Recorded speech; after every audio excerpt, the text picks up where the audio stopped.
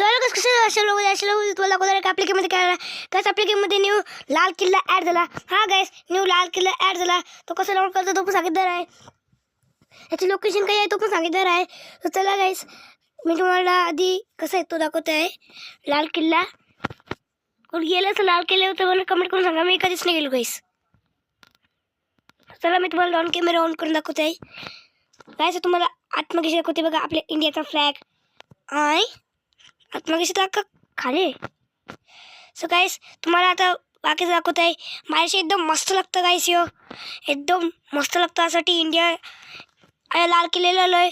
So चला गाईस मी तुम्हाला download करून दाखवत आहे.